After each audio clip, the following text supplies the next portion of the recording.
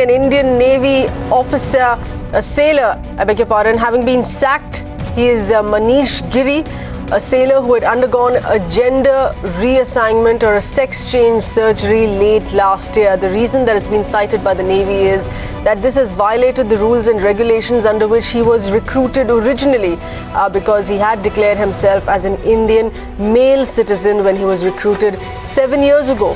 The sacked sailor now has, on the other side, claimed discrimination because of his personal choices, because of his change in identity as a woman after the surgery.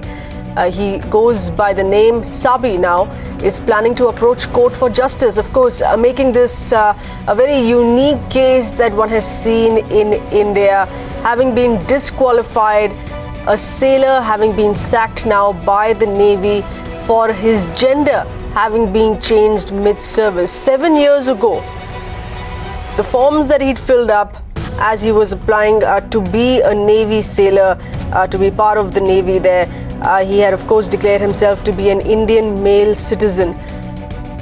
Now, having undergone this surgery, he goes by the name Sabi. He's now of course planning to approach court for justice as well. Our correspondent Paul getting us further inputs here on this. Paul, what can you get us? Help us understand how, along what lines is this case going to be fought? Well, in fact, Sabi now says that she's really disappointed with the.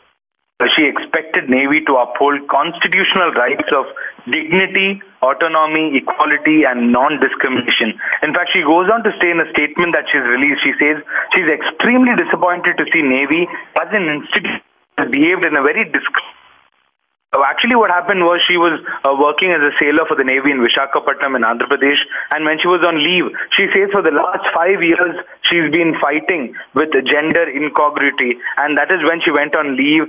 She decided to get a gender reassignment surgery done. When she returned, the Navy released a press statement saying now that she isn't of the same gender as when he was recruited into the Navy, for willfully altering his gender from one he was recruited at the time of induction, she has breached recruitment agreements and eligibility criteria, is what the statement from the Navy says. Now she says that she is really disappointed by the way Navy has treated the whole issue, and the Navy has discharged her of all duties immediately. She says she will fight out this case in the court. She will try out. Paul, take us to the details of what Sabi's legal team, what her legal team is maintaining on how this case is to be fought, because there clearly is no precedence in the past on this.